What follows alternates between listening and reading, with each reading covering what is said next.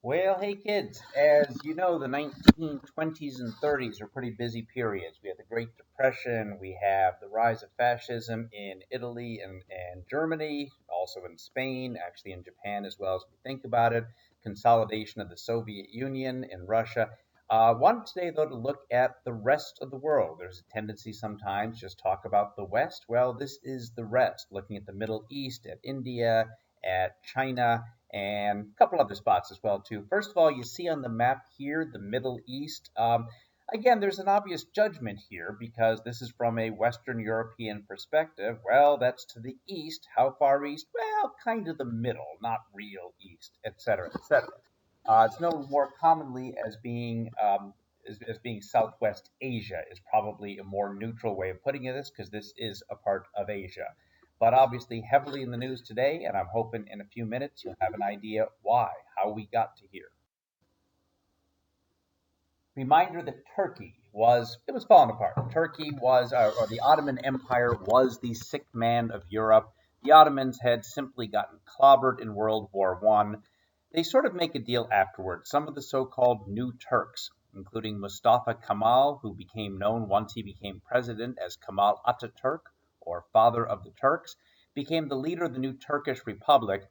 And in effect, what the Turks did is said, look, we renounce our empire, we renounce the Sultan, we renounce the Caliphate, we give up all these lands, let us maintain the Anatolian Peninsula as Turkey. And although there are some very bad feelings against Turkey for being part of the Central Powers, and also the Armenian genocide was recognized at the time, still a sense of it would create an imbalance in power, would create potential problems, particularly remembering that Russia had traditionally always had designs on a lot of these territories. So Turkey becomes an independent country in 1923. Won't go into a lot of detail about this, but the bottom line is Kemal Ataturk forms modern Turkey. His photograph appeared in every classroom. Insulting Kemal Ataturk is a potential, well, it's a jailable offense for the most part. I think the key to look at here, though, is it's Turkish nationalism and secularism, as opposed to being an Islamic people, as the Ottomans nominally were. We are Turks. Um, Secular beliefs. The Quran was translated into Turkish. The prayer calls had to be kept to a certain volume. Women were given basically the veil was completely banned, and women got the right to vote. So it's basically a Western based semi democratic system. To be sure, Ataturk had a lot of individual power. But that's sort of what we're looking at. And don't worry about the other terms so much. That's just from another class, and I didn't feel like changing it. Iraq, I mentioned that only because the United States has now had a military presence with hundreds of thousands, possibly more Iraqis killed in the last 20 years. Interesting about Iraq is that, well, first of all, this is Mesopotamia. This is the Tigris and Euphrates rivers. These are the first civilizations, some 5,500, 6,000 years ago, something like that. Iraq is just simply created. It's actually three entirely separate provinces in the Ottoman Empire. Well, after the Turks are driven out, the British kind of called this big area Iraq. However, there's no such thing as an Iraqi nationality. It's religiously diverse. It's probably a Shia majority, a slim majority, but a lot of Sunni Muslims, a lot of Christians, very few Jews today, but there is a fairly heavy Jewish population. As for the Christians, they are often called Chaldeans. They have suffered bloody hell under ISIS these last couple of years, which has just been awful to watch. The high school that I went to in Oak Park, Michigan, we had a fairly heavy Arab population, probably about 10% of our population, and most of them were Chaldean Christians. And in fact, most of them, I later learned, came from essentially the same village or surrounding area. There was a pipeline to, of all places, Detroit, Michigan, from this one specific part in modern day Iraq. Also, a lot of different ethnic groups, including a group that you probably have heard in the news, the Kurds. The Kurds are located largely in Iran, Syria, Turkey, Iraq, etc. They've been pushing for a long time for a separate independent state called Kurdistan. They've sort of been promised that by various Western powers, but they get used as a bargaining chip. When it comes down to it, nobody is willing to really stand up for the Kurds. Really interesting bunch. I've done some reading about them. The Iraqis or the Arabs in this land, they're not happy with the fact that the Brits have taken over, as you'll see. You see major rebellions there, and it's basically a very, very unstable government. The British control the oil fields, and that's the main reason why the Brits hold on to this territory. It's because of the oil fields. But lots of changes in government, lots of different prime ministers, and a king sitting over it who honestly doesn't have a lot of authority.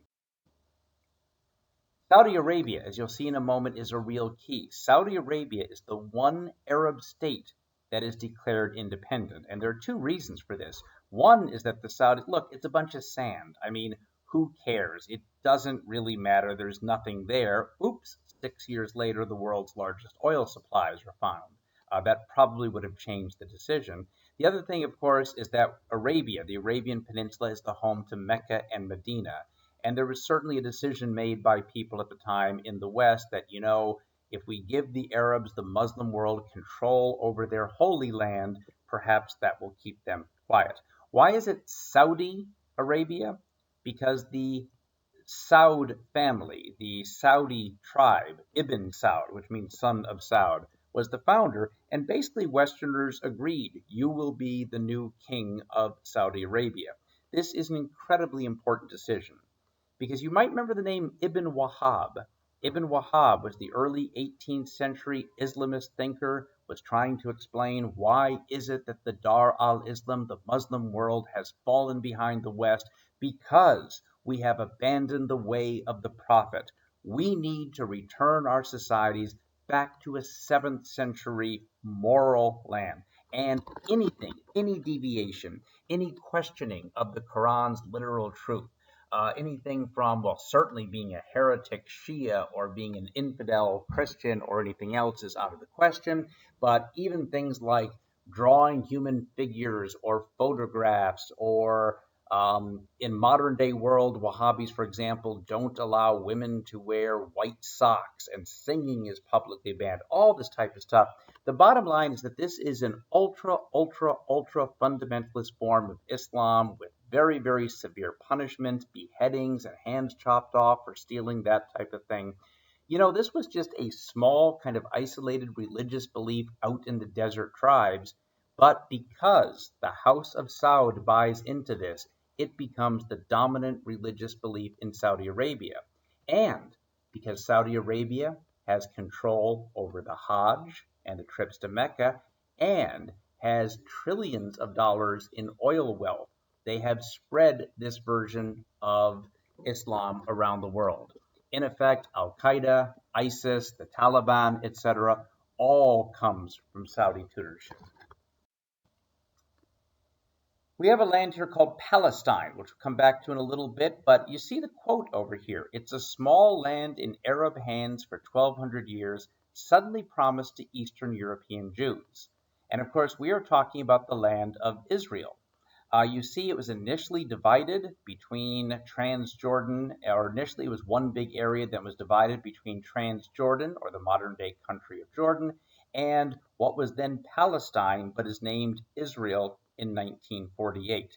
And most of the Jews that moved to Israel were not Middle Eastern Jews, were not living, say, for example, for decades or centuries in the old Holy Land of the Torah. In fact, were coming from Europe, largely Eastern Europe. By the way, generally higher educated, bringing with them more modern developed skills because they're coming from Europe and they become the dominant population there. We will cover that later on this year, I hope. Real important term in today's world, Zionism. Zionism basically means we need to have a Jewish state. Now, you might ask yourself, is being Jewish a religion or is it an ethnic classification? The answer is both. I mean, it is a religion, but it is also a cultural identity. And this is true of Jewish people from the most incredibly deeply religious, attending synagogue every Saturday, observing all the restrictions, to completely secular Jews who say, look, I'm an atheist. I don't believe in any of this stuff. Noah, all that seems ridiculous. Oh, but I am proudly Jewish. I am very proud of my nationality. And of course, because this is following the age of nationalism, where you see Greek independence, and you see Serbian independence, and you see the Hungarians and the Czechs and all of these other groups demanding an independence for themselves, you see these from Jewish folks as well. Want to point out too that there's given a real impulse by pogroms. Pogroms are basically gang massacres, and in Eastern Europe, in Russia, Poland, you have Jews literally by the tens of thousands being massacred, not officially by the Russian government. It's with the permission of the Russian government. So it kind of makes sense that the Jewish population of Europe, most of whom are in Eastern Europe, say, we need a place to be safe, to be home. Now, initially, they were very open, the early Zionists. One possibility, this will seem strange, but was to take a chunk of land from the British Empire in Uganda, in East Africa, and set that up as the Jewish homeland.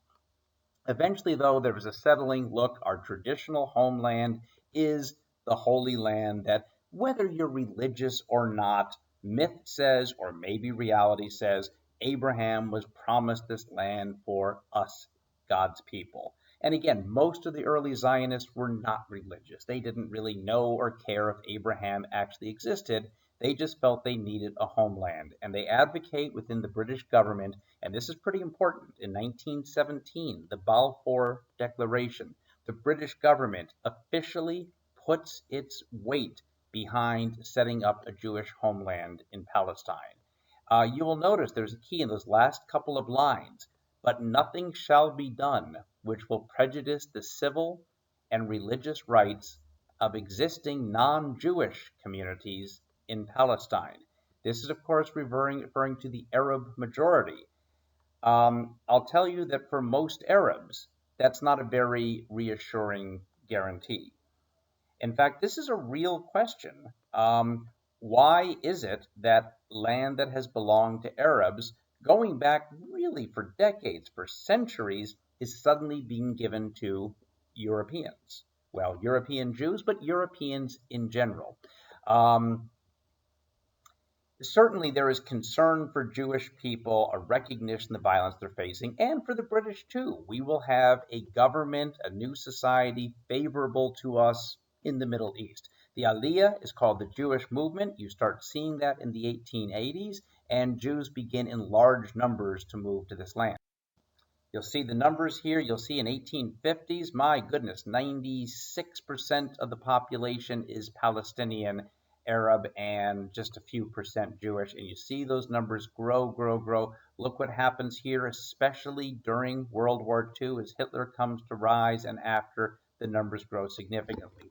An important thing to remember is that, again, these are Europeans from economically, technologically more developed societies. The Jews are smaller numbers, but they do show up with more economic resources, and they show up with better technology for farming and industrial stuff, and this allows them to be dominant in this area.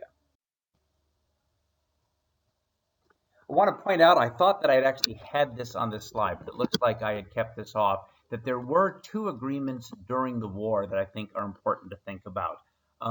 One is that because the Arab lands were being controlled by the Ottoman Empire, the British realized it was in their interest to get Arabs to rebel. Now, Arabs had been wanting to kick out the Ottoman Turks going back centuries, really. Well, as the Ottomans are getting weaker, as examples throughout southeastern Europe and other parts of the world toward independence, nationalism is growing, the Arabs are very, very ready to rebel against the Turks.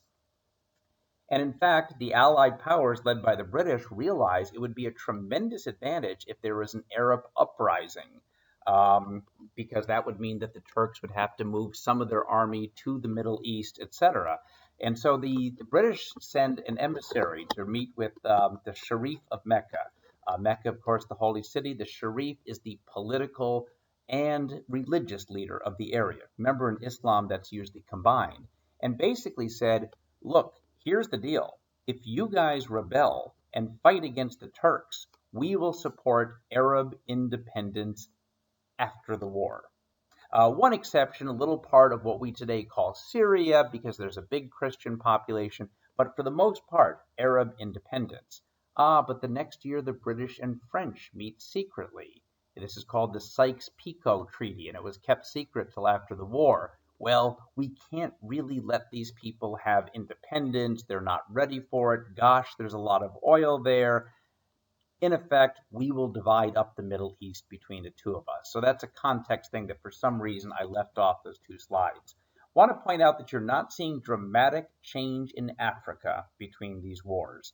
Um, you do see Africans that, of course, fight in Europe and fight in the Middle East, see other parts of the world, so they become more familiar with Western ideas. They begin to recognize, I mean, some of these Africans who go to fight in Europe say, well, what's all this about natural rights and equality of all human beings? And wait a minute, that's a real contradiction. You see some of these people that spend time in Europe come back to become new leaders. And remember, the imperial powers are strong enough, France and England primarily, to hold on to their colonies. But if you're paying a lot of attention in 1925, you might think that maybe this won't last more than a few more decades. And in fact, it does not. Egypt, again, had been controlled by the Ottomans. Won't say too much about this, but the British had a major interest because of that Suez Canal.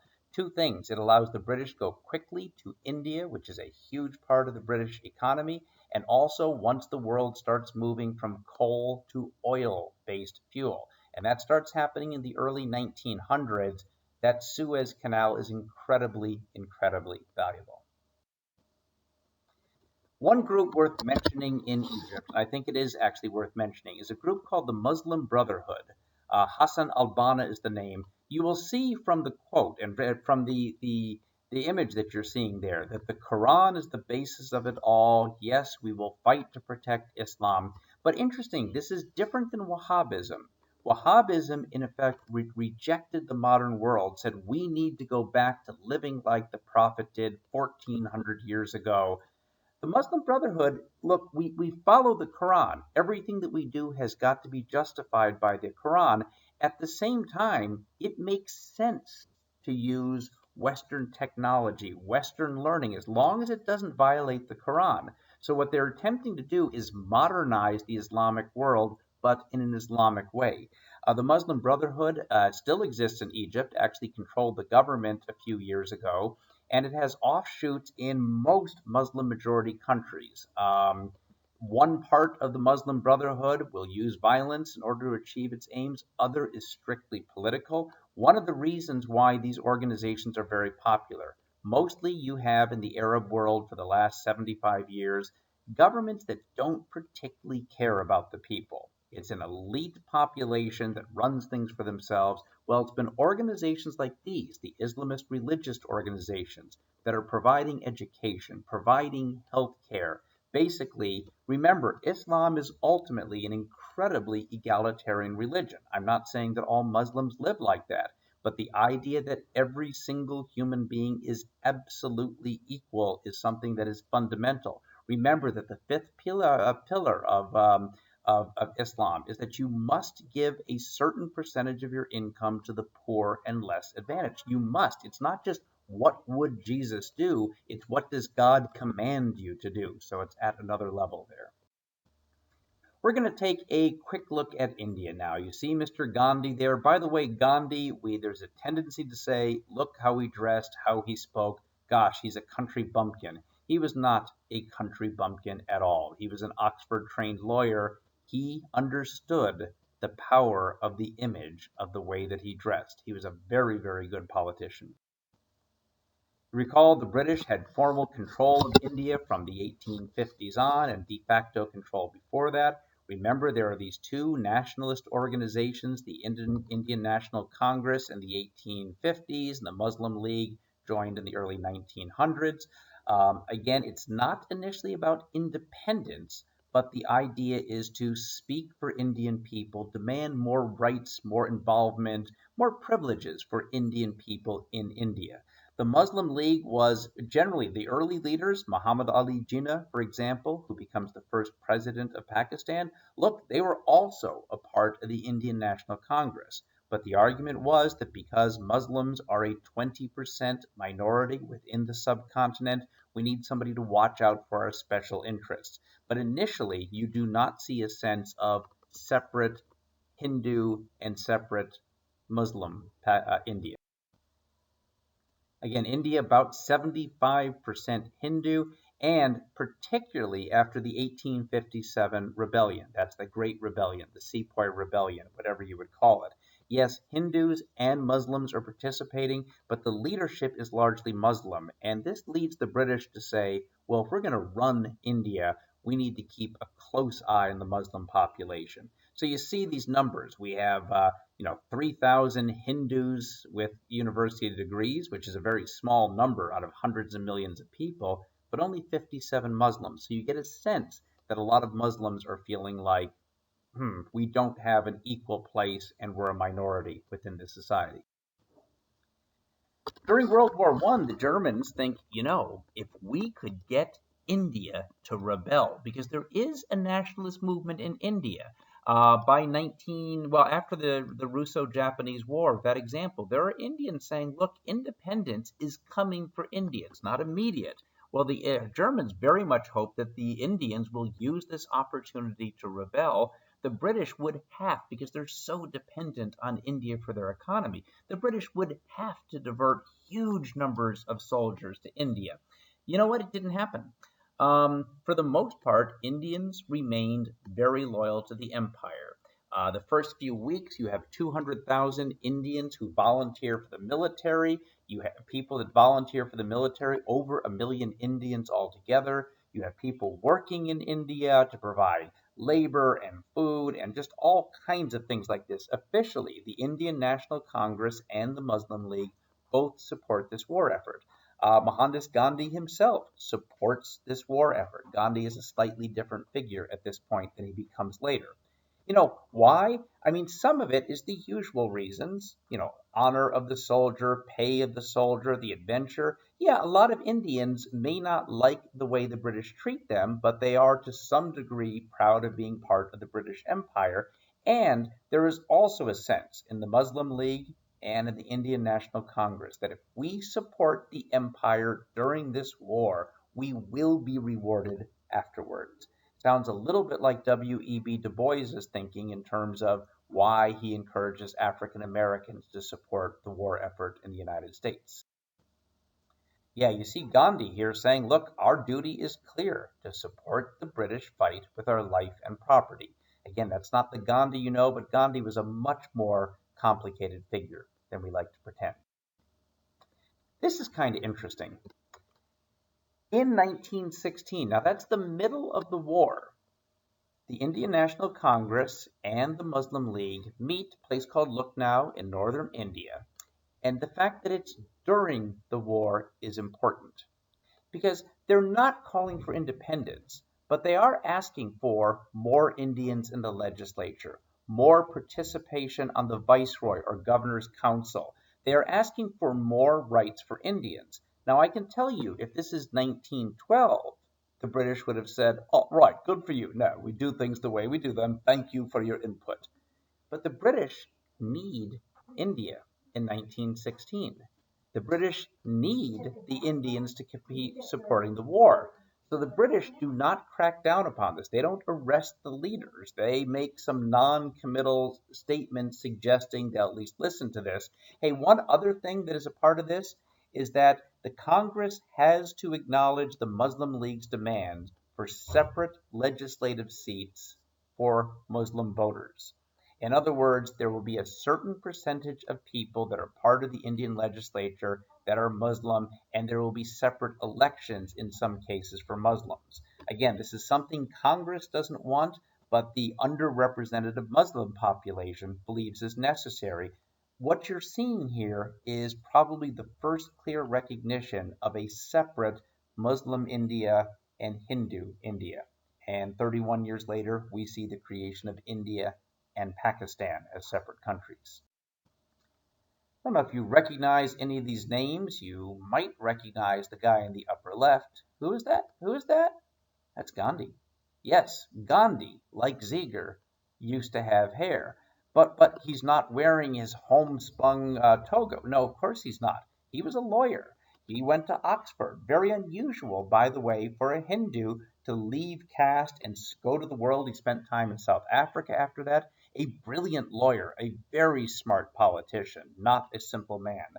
You see Muhammad Ali Jinnah below him. He is the leader of the Muslim League and the first president of Pakistan. You see the father Nehru and the younger Nehru. Motilal was one of the early leaders of the Indian National Congress, and his son Jawaharlal becomes the first president of India after independence. Now, this is kind of interesting. When we have a war, when the country is at war, can one at least understand that there might be some restrictions on freedom of speech, freedom of protest? I'm not saying it's a good thing. In fact, I think it's a bad thing. But it at least makes sense. And in fact, during the war in India, there was major censorship. The newspapers could not print certain ideas. Certainly, any kind of protest against the British government was not allowed, and people would be held in jail without trial.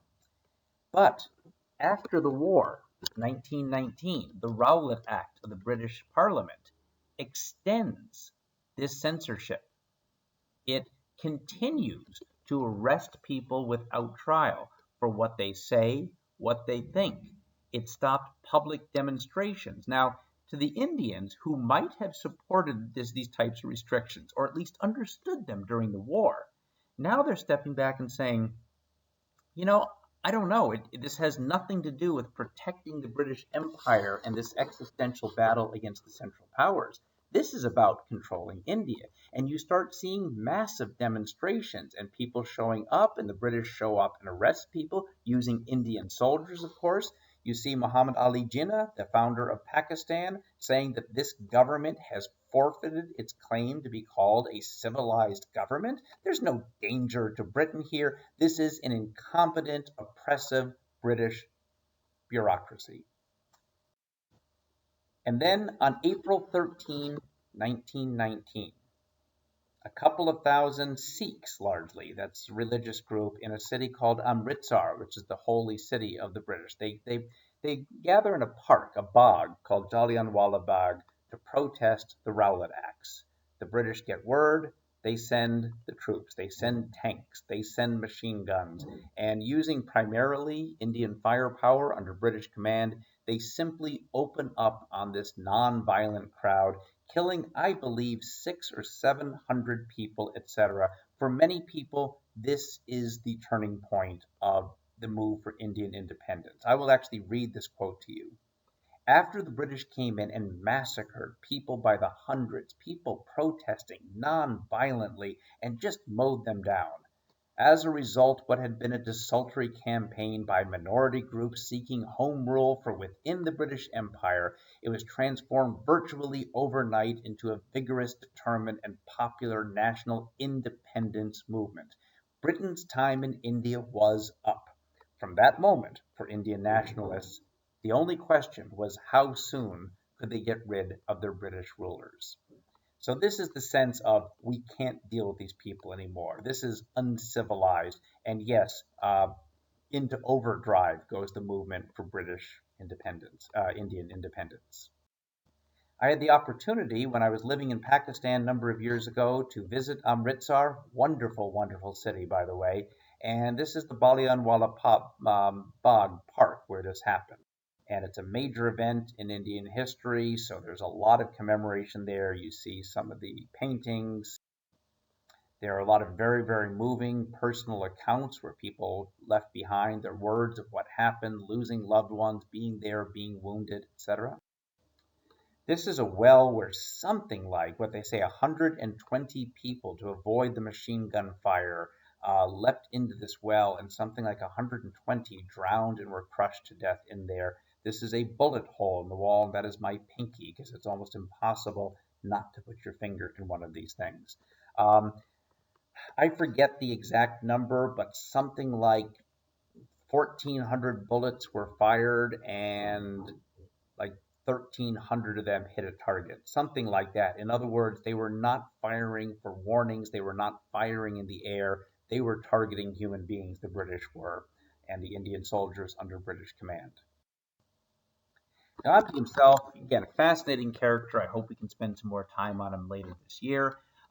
Yep, part of that third caste. He's not a Brahmin, he's not a Kshatriya warrior or governor, but he comes from an educated sort of bourgeois class. That's part of a storekeeper. He's a shopkeeper caste or subcaste.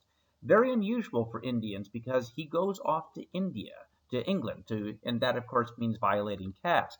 He practices law there. He goes to Oxford. He goes to South Africa, where he's very involved in anti Indian laws in South Africa. You might think, why are there Indians in South Africa? Because it's controlled by the British and they send Indians there for labor. Well, Gandhi becomes a well known person because of his battles on behalf of Indian rights in South Africa. He returns during the war in 1915 and almost immediately becomes the dominant member of the Indian National Congress. You want to learn some Hindi? Let's learn some Hindi, the dominant language in India. Swadeshi. Basically, it's a boycott. It's only purchasing Indian made goods.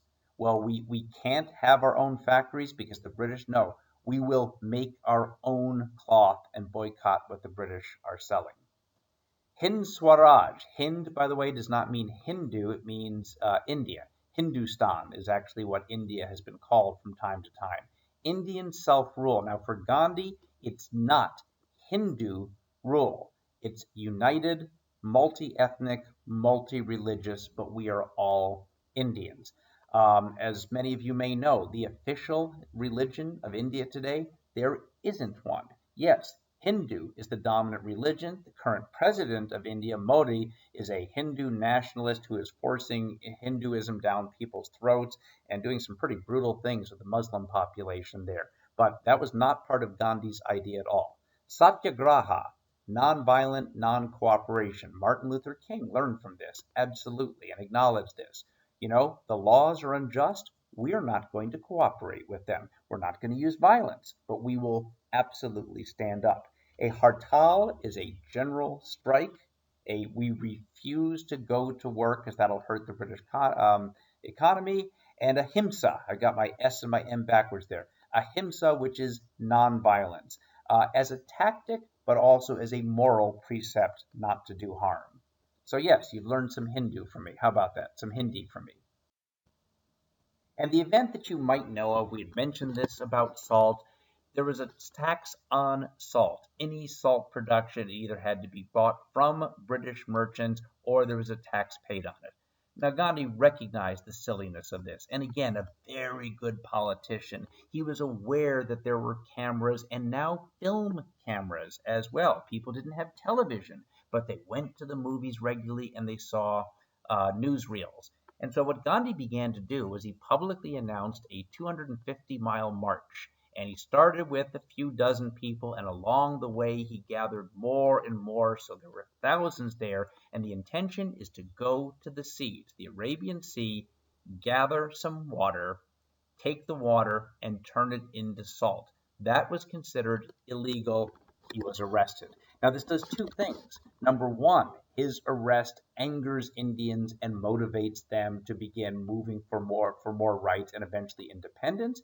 But also, there are a lot of British and Americans and Europeans, Westerners in general, that are seeing this march. They're seeing this little man.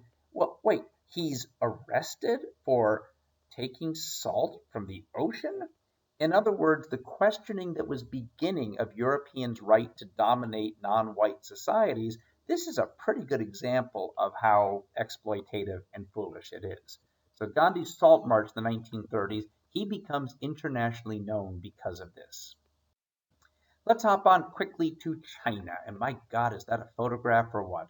That is the one bridge, as I recall from the book I got it from, going from China to Tibet, which was a Chinese territory at that point, although Tibetans consider themselves to be very separate. But boy, that is a different time, isn't it?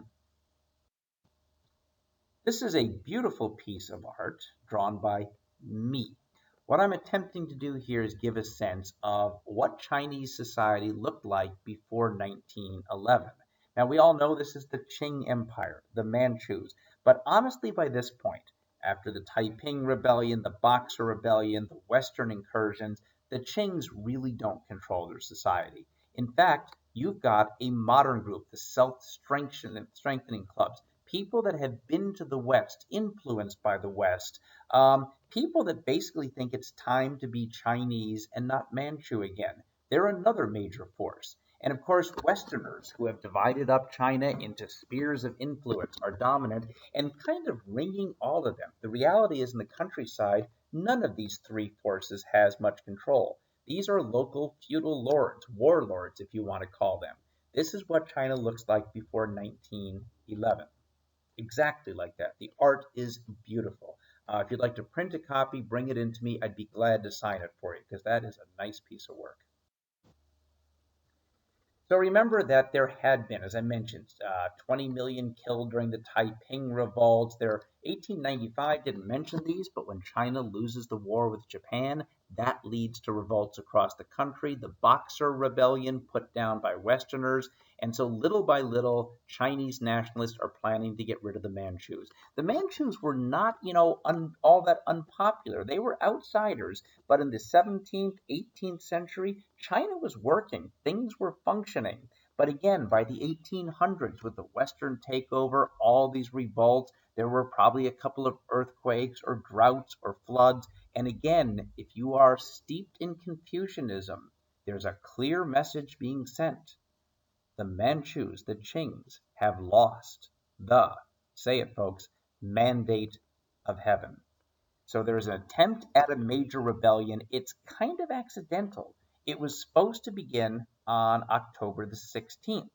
Problem is, a week earlier, word got out, many of the leaders were arrested, and lists of people involved in this rebellion.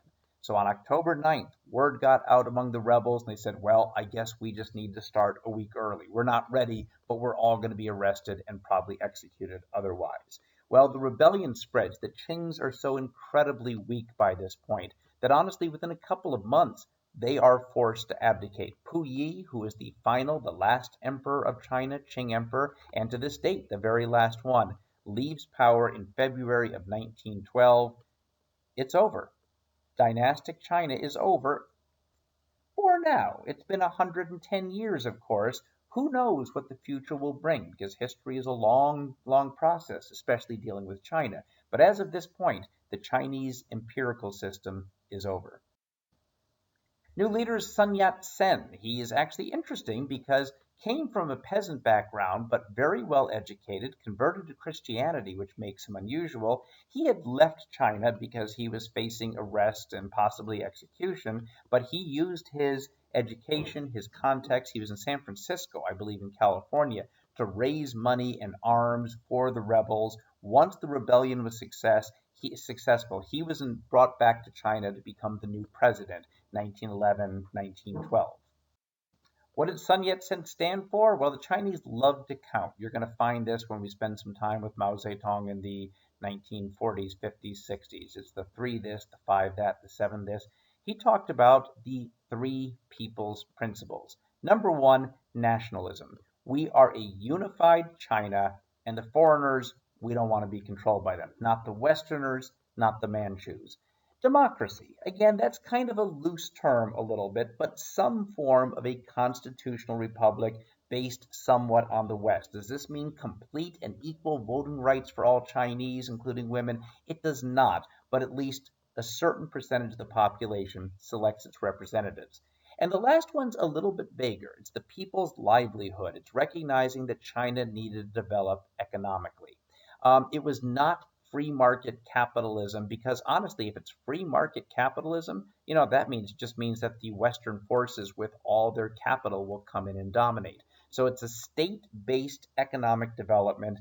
I would not call Sun Yat-sen a socialist or certainly not a communist, but based on some of these ideas of providing for people, of using the state and maybe state ownership to build up a stronger economy. So this is another fantastic drawing. Once again, print a copy, I'll sign autographs. After 1911, look, Westerners are still there. They're still pretty powerful, less powerful, but they haven't disappeared. Replacing, of course, the Qing Empire, they're gone, is Sun Yat-sen. The Kuomintang is the name of his political party. And notice that the combination of the warlords and what we call the Green Gang, this is an urban mafia. So, both in the countryside, the big cities, to be honest, Sun Yat sen is never really able to control the country. There are a couple of years of we're proud to be a unified China, but in reality, kicking out the Westerners is hard. And these organized, thugs, warlords, mafias, etc., whatever you want to call them, have a lot of power. Also worth pointing out that the Kuomintang Party separates into a left, these are the communists, and a right, the non-communists. And you see how that plays out in a fairly lengthy civil war. Just some incredible photographs from a China book that I had many years ago. I probably had to abandon it. Both of these are pretty graphic, I might point out. Um, Again, this was a torture, and these men were left here until they died. Coming up, just a trigger warning, there is beheading, which you'll see in a moment. Again, these are real photographs, and this is how the punishments were meted out. And quickly taking a look at Japan. Japan, remember, we've talked about the Meiji Restoration. We know that Japan defeats China in a war in 1895. One thing that really irks Japan, they forced the Chinese to sign a treaty, much like the French were forced to sign a treaty with the Prussians in 1871. Hey, much like the Germans were forced to sign a treaty with the Allies in 1918. Well, this treaty, Western powers led by the United States come in and say, Japan, no, you can't do this. You can't do this, this, and this.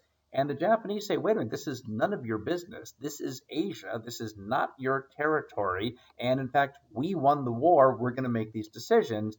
The Westerners insist. And the Japanese recognize quite rightfully the one reason why different rules apply, they're not white. And it does boil down to that. Japan is part of that 1900 Boxer Rebellion. Japan defeats Russia in the 1904-05 war, annexes Korea, takes it over in 1910, plays a minor role in World War I, but is part of the winning powers, gets a little bit of German land in China. But again, they're not being treated at Versailles like a real world power, and there's a lot of hostility about that in Japan. Japan, you know what, it's doing well, but still behind Western nations. Now, one of the problems with Japan is it is tiny. It's smaller than California, and there's not a lot there. They don't have coal. They don't have oil. Rice and fish are the primary things that they produce. So resource poor. Japan is very, very, very trade dependent, and that becomes very important when the Great Depression hits. There's a big earthquake that devastates Tokyo, a banking collapse. I don't know much about that per se. But when the Great Depression hits in 1929 and countries stop trading, this devastates Japan because Japan cannot survive without trade and outside resources. Emperor Hirohito noticed that he almost lasts your time. Goodness, he was the emperor for 60 years. Now, he is largely a figurehead. He is by no means the guy making the decisions, but Japanese understood in Shintoism, which is a kind of Confucian, kind of Buddhist, kind of spirit and nature worship. It is just a uniquely Japanese manifestation of the spiritual, the political, the social. He is seen as God's representative, as an actual descendant of the sun god. And that's fairly important because during World War II, people die and sacrifice for the emperor because he is, in effect, a representation of God.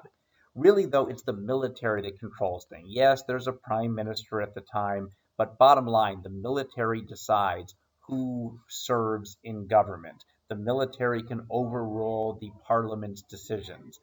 There was an assassination of the prime minister in 1932, and although somebody replaces him, it's the military that controls things. So this is a military-dominated society and a corporation-dominated society.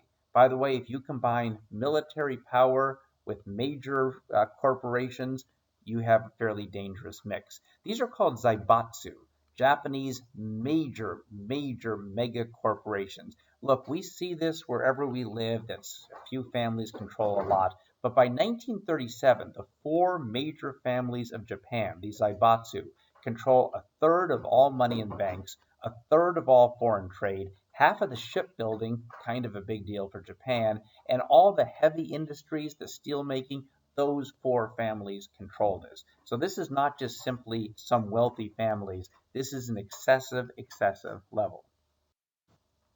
And here's really the start of World War II. Now, we like to say in the West, oh, it started in 1939 when Hitler invaded Poland. But if we're talking about the World War, it begins here. The Japanese invade Manchuria. They rename it Manchukuo up here. They set it up as an independent state, which it certainly isn't. By the way, Puyi, who abdicated 20 years later, the Qing emperor, he's brought back to be the new Emperor of Manchukuo. But understand that all decisions are made by the Japanese. It's not an independent state. The Japanese, look, we need resources. We're being cut off from trade. This is the Great Depression. We need access to more land. And the West are not letting us do this. And you know what? We deserved more in past wars. What about the war with China? Oh, the United States stopped us from taking what we deserved. We got nothing out of World War I. So they launched this invasion, and they're very successful very quickly. The League of Nations is outraged. Japan, this is wrong. And the Japanese say, no, it's not. Japan, you simply can't march into another people's land and take it. At which the Japanese say, oh, yes, Britain, you enjoying India? Oh, well, yeah, but we're bringing civilization to these people. Yeah, that's what we're doing in Manchuria. Oh, no, you're not. Yeah, we are. No, you're not. Yeah, we are. That's it. You're out of the League of Nations. And the response to the Japanese is fine. What evs? I think what evs is what the emperor had said. So Japan now controls the northeastern part of China and Korea and the islands of Taiwan today. It was called Formosa then. You'll see a few years later, in 1937, they take over Shanghai and huge chunks of eastern China. So Japan becomes the dominant power in this area. So again, 1931, just a closer look at the map. And finally, I'll leave you with this political cartoon. What is this cartoonist suggesting? These are all these treaties, from the League of Nations to the Kellogg-Briand Treaty, which made war illegal, to the World Court, to all of these things. And Japan is simply blowing a hole in them. So this is our lead into World War II. Again, take some notes, show me your notes, come ready to discuss.